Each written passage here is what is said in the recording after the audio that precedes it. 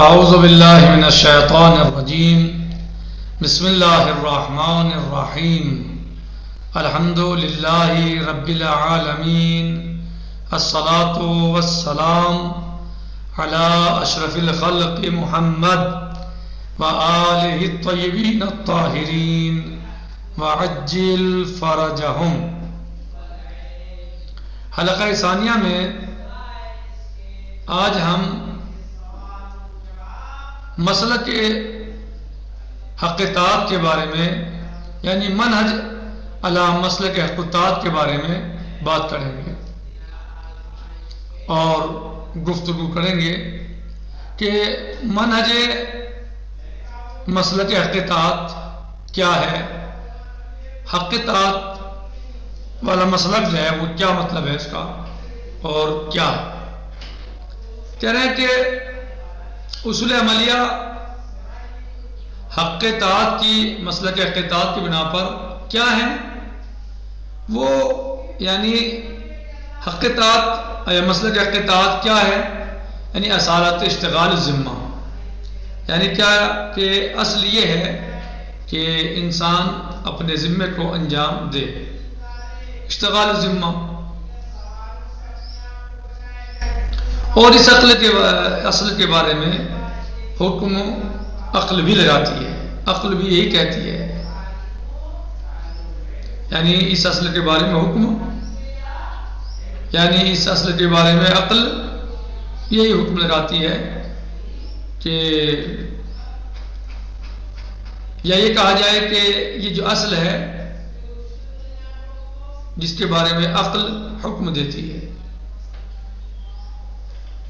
کہ ہر وہ تکلیف جو محتمل ہو، یعنی جس کے وجود میں احتمال ہو اور شارع کی طرف سے اس کے ترک تحفظ میں اجازت نہ ہو تو وہ منجز ہے اور اس کو انجام دینا چاہیے۔ اب چاہے انکشاف حقیقات کے مسئلے میں یعنی چاہے انکشاف تکالیف ظنیہ میں ہو یا احتمالیہ میں ہو یا قطعی میں ہو،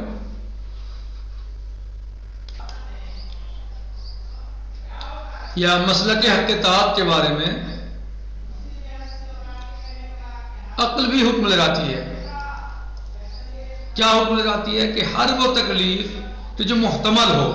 جس کے وجود میں احتمال پایا جاتا ہو اور شارع کی طرف سے اس کے ترک میں اجازت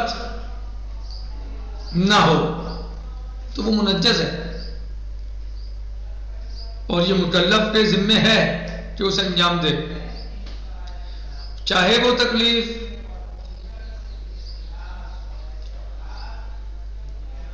احتمال کے ذریعے ہے یا مثلا جو ہے اس کا انکشاف جو ہے وہ احتمالی ہے یا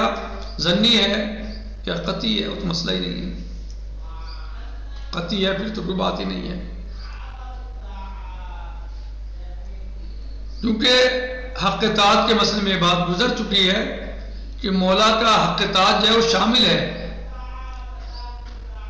کہ جہاں انکشاف پائے، ہر اس تکلیف کو شامل ہے جس میں انکشاف پایا جاتا ہو، چاہے وہ انکشاف ظنی ہو یا احتمالی ہو۔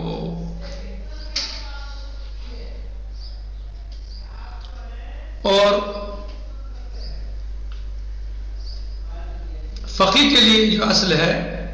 یہ مستند عام ہے، یعنی فقی اس پر تکیہ کرتا ہے، اعتماد کرتا ہے اور اس سے وہ ہاتھ نہیں اٹھاتا مگر بعض مقامات پر، یعنی جو اصل ہے یہ یعنی اصالت الاحتیاط، یہ اس سے فقی جو ہے وہ یا مسلک حقیقات کہہ لیں تو اس سے فقی جو ہے ہاتھ نہیں اٹھاتا مگر بعض مقامات پر، یعنی اسے نہیں چھوڑتا مگر بعض مقامات پر۔ مثلا دلیل قطعی یہ محرز آ جائے اس کی نفی پر تو ظاہر سی بات ہے پھر فقی اس کو استعمال نہیں کرے گا، پھر فقی اس کا سہارا نہیں لے گا، کیونکہ اگر نفی پر دلیل قطعی موجز آ گئی تو پھر اصالت اشتغال کیا کرے گی؟ جب دلیل قطعی موجز موجود ہے جی تو پھر اصالت اشتغال کی کوئی حاجت ہی نہیں ہے۔ دوسرے مثلا یعنی دلیل قطعی موجز آ جائے نفی تکلیف پر تو پھر جو ہے وہ قط یہاں پر موزر ہے حکم عقل کے اعتبار سے، اور فقی جو ہے وہ اصالت اشتغال سے ہاتھ کو اٹھا لے گا، اس لیے کہ یہاں موضوع ہی نہیں رہا اس پر جب دلیل قطعی موجز آ گئی تو یہاں پر جو ہے وہ فقی اپنے ہاتھ کو اس سے اٹھا لے گا۔ دوسرے کہاں مثلا کہ جب دلیل موجز قطعی حاصل ہو جائے کسی تکلیف کے ثابت ہونے پر تو یہاں پر جو ہے تنجز اور یہ منجز ہو گئی ہے تو یہ اپنی حال پر باقی رہے گی، یعنی انجام دے جائے گا تو یہاں، لیکن جو ہے وہ اقوا ہوگا اور غیر معلق ہوگا جیسے کہ بات گزر بھی چکی ہے۔ یعنی فقی اصالت الاشتغال کہہ لیں ہیں، یعنی مسلک حقوقات جو اصالت الاشتغال الذمہ ہے اور جس کے بارے میں عقل بھی کہتی ہے اور حکم لگاتی ہے کہ یہ صحیح ہے، جس کے بارے میں عقل حکم لگاتی ہے، اور فقی جو ہے وہ عام طور سے اس سے ہاتھ کو نہیں اٹھاتا، یعنی اس کو نہیں چھوڑتا، مگر بعض جگہوں پر ایسا ہوتا ہے کہ جہاں پر فقی اس سے رفعیت کر لیتا ہے، اسے چھوڑ دیتا ہے بعض حالات میں۔ مثلا جب دلیل فقی محرز مل جائے کسی فقی کو، دلیل قطعی محرز، یہ دلیل محرز قطعی مل جائے تکلیف کی نفی نہ ہونے پر مثلا، تو یہاں پر یہ قط موزر ہوگی عقل کے اعتبار سے، حکم عقل کے اعتبار سے، اور فقی یہاں پر جو ہے اپنے ہاتھ کو اصالت الاشتغال سے اٹھا لے گا، یعنی اصالت الاشتغال اب یہاں جاری نہیں کرے گا بلکہ دلیل قطعی محرز پر تکیہ کرے گا اور اس پر عمل کرے گا۔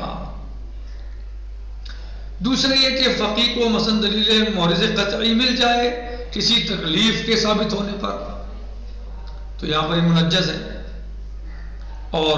تکلیف اپنی حالت پر باقی رہے گی، ظاہر سی بات ہے۔ اب یہاں جب اسے یقین اور قطع حاصل ہو گیا، دلیل قطعی محرز اسے مل گئی، تو وہ جو ہے اصالت اشتغال کی کیا اسے حاجت رہے گی، تو ضرورت ہی نہیں ہے، بلکہ اور قوی ہو گئی یہاں پر جو ہے وہ، یعنی اور قوی ہو گیا عمل کرنا اس پر جو ہے، اور یہاں پر جو ہے وہ یعنی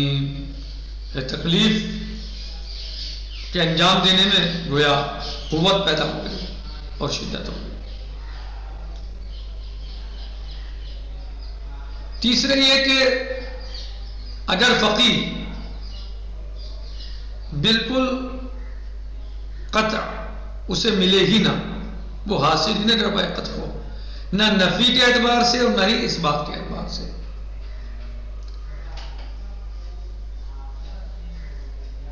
لیکن ترک میں اسے ترخیص ظاہری مثلا حاصل ہو جائے، تو پھر یہاں پر جو ہے چونکہ منجزت جو ہے وہ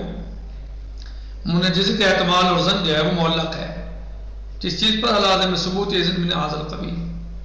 تو لیکن یہاں پر کیا ہے، تو یہاں پر بھی فقی اپنے ہاتھ کو اصالت اشتغال سے اٹھا لے گا۔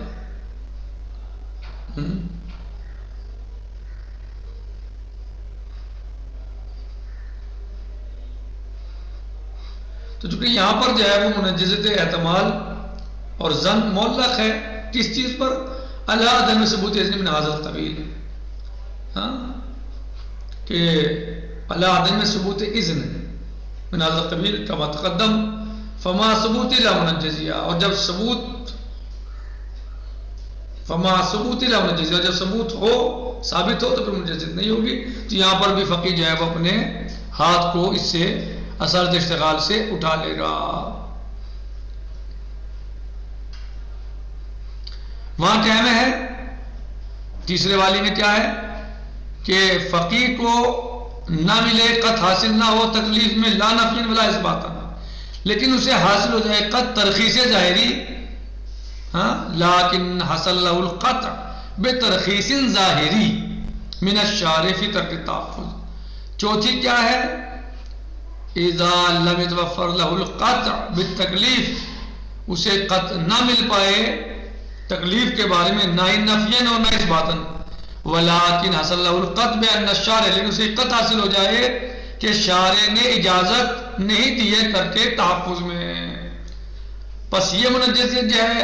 منجزیت احتمال اور ظن یہ باقی رہے گی،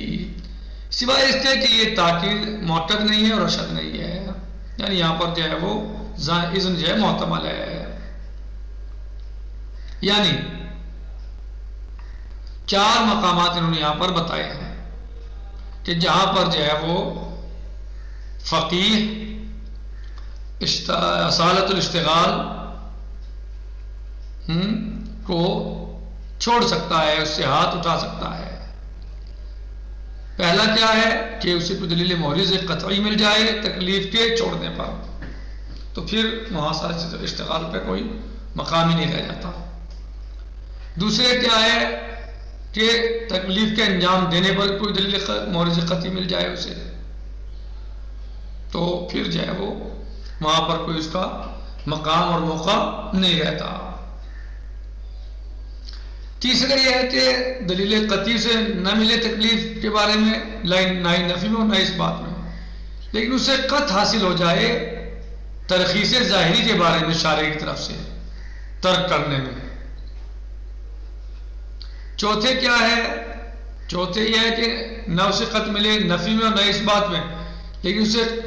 قطع حاصل ہو جائے کہ شارع نے اجازت نہیں دی ہے اس کے ترک کرنے میں. یہ خلاصہ ہے انشاءاللہ. اب اس کو ہم عبارت کے اعتبار سے تھوڑا حل کر لیتے ہیں،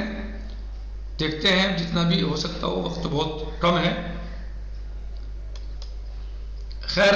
کیونکہ وقت تمام ہونے کو جا رہا ہے، ہو ہی گیا، تو ہم اس کو آج یہیں پر روکتے ہیں اور کل انشاءاللہ تطبیق کریں گے اور دیکھتے ہیں. بعض باتیں انشاءاللہ کچھ خلاصے میں سمجھ میں آئی ہیں، تو انشاءاللہ کچھ عبارت کو حل کرنے کے بعد انشاءاللہ سمجھ میں آ جائیں گی. اور آج اسی پر اکتفا کرتے ہیں کیونکہ وقت تمام ہو گیا. اگر اس کی تطبیق کی جائے تو تطبیق نہیں ہو پائے گی، تو اس کو یہیں پر روک دیتے ہیں. باقی انشاءاللہ کل ہوگا. والحمدللہ رب العالمین، والسلام علیکم ورحمۃ اللہ وبرکاتہ. فی امان اللہ. خدا حافظ.